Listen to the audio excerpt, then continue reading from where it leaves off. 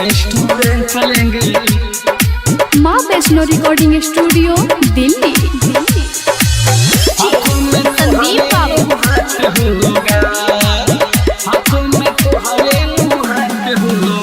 Lockdown खुलता बाबू क्या होगा, लॉकडाउन खुलता बाबू क्या होगा। पहले शॉपिंग करेंगे रेस्टोरेंट चलेंगे, पहले शॉपिंग करेंगे रेस्टोरेंट चलेंगे। हाथों में तोहरे नु हाथ होगा, हाथों में तोहरे नु हाथ होगा। लॉकडाउन खुलता बाबू क्या होगा, पहले शॉपिंग करेंगे रेस्टोरेंट चलेंगे। हाथों में तोहरे नु हाथ होगा। संदीप बाबू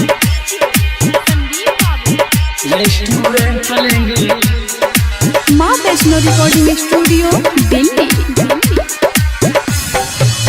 हाथों में तोहरे नु हाथ होगा, हाथों में तोहरे नु हाथ होगा।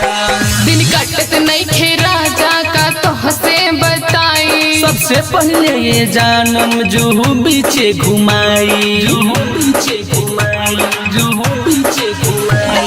दिन कटत नहीं खे राजा का तो हंसे बताई। सबसे पहले ये जानम जुहू बीचे घुमाई, जुहू बीचे घुमाई। बस ए समझ ला बाबू तोहरे बिन हम मर जाए। पहले चलो पटना में पानी पूरी खिलाई।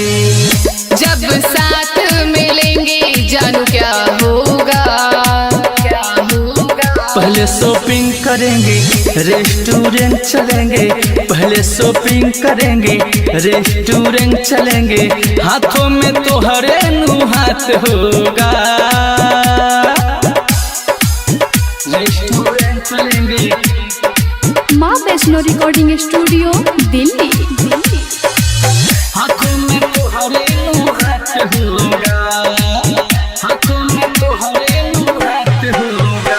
मेरे बाबू मेरे सोना बस प्यार चाहिए। मुझे भी जन्म तेरा दीदार चाहिए, दीदार चाहिए, दीदार चाहिए। मेरे बाबू मेरे सोना बस प्यार चाहिए। मुझे भी जन्म तेरा दीदार चाहिए, दीदार चाहिए। तुम ही हो प्यार बाबू तुम पे ही जान हारो। मिले एक बार जो तुम तेरी नजरें उतारो।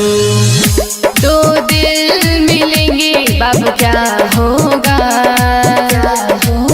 पहले शॉपिंग करेंगे रेस्टोरेंट चलेंगे, पहले शॉपिंग करेंगे रेस्टोरेंट चलेंगे। हाथों में तोहरे नु हाथ होगा।